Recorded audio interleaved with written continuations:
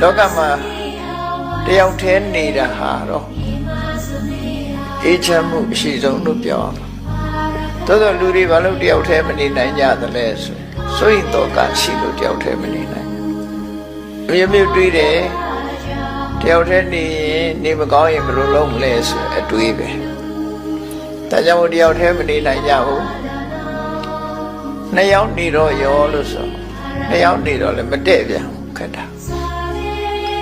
တယောက်တည်းနေကြတော့လေကြောက်တယ်နှစ်ယောက်နေတော့မတည့်ဘူးအဲ့ဒီကြားထဲမှာလူဟာဘဝမှာဆုံးဖြတ်ရခက်ခဲကြတယ်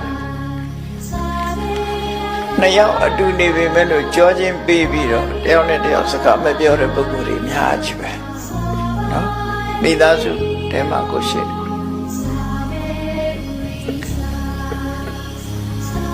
ညနေချင်းဆိုင်ပြီးတော့တောင်စကားမပြောဘဲနဲ့နှစ်ယောက်အတူနေတာတွေရှိကြတယ်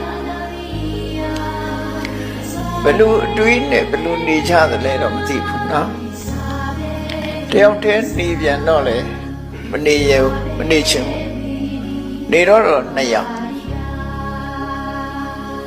အစမီပြေတဲ့ဘဝမှာနှစ်ယောက်နေတာကြတော့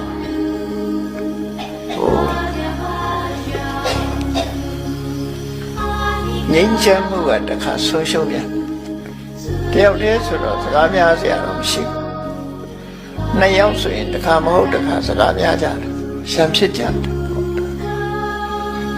နိုင်ငံခြားလူတွေလည်းဒီတိုင်းပဲမထူးပမာရီဗုဒ္ဓဘာသာတွေမှာမဟုတ်နိုင်ငံခြားလူတွေလည်းတယောက်တည်းနေခြင်းလိမီအလုံးလို့ဟောတာသူတယောက်တည်းနေမဲ့လိမီအလုံးဆိုပြီးတော့ဟောတယောက်တည်းနေပြန်တော့လေလုံးလေးဖြစ်တယ်ပြောပြန်တယ်နော်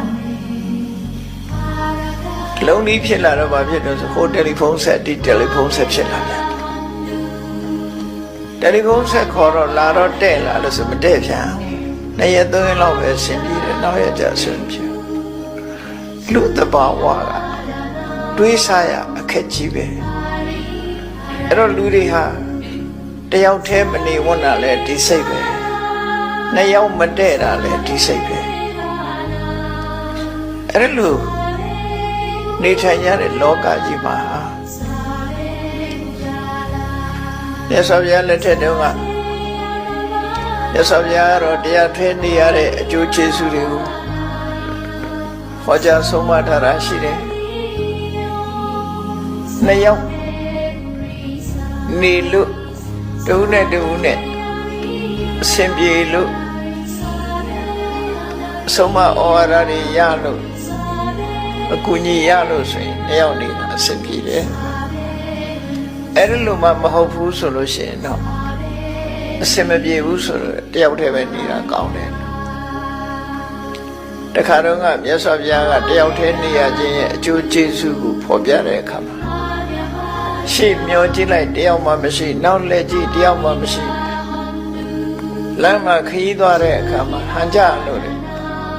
ထိုင်နေတဲ့နေရာထိုင်လို့ရတယ်ထိုင်ခြင်းတဲ့နေရာလဲထိုင်လို့ရတယ်ထိုင်ခြင်းသလိုလဲထိုင်လို့ရတယ်ကိုမြင်မဲ့လူတရားမှဖြစ်ဘူးလို့ဆိုလွတ်လပ်မှုရဲ့အရာသာကိုဖော်ပြတာ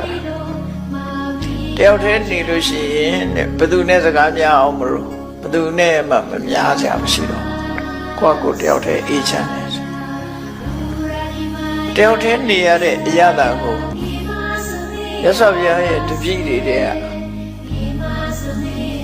ပထမဆုံးတာဝကကြီးရှင်ကွန်းတင်ညဆိုတယောက်တည်းနေသွားဟောတပည့်စကြာတရားဟောတော့ကတော့ပစ္စဝဂီ၅ပါးအတူနေကြတာပေါ့နောက်ပိုင်းရောက်တဲ့အခါမှာရှင်ကွန်းတင်ညတယောက်တည်းနေ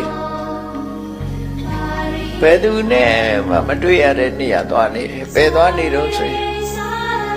ဟိမန္တတောင်ခြေကတောင်တန်းထဲမှာစရန္ဒဆိုတဲ့ရေအိုင်ကြီးရှိတယ်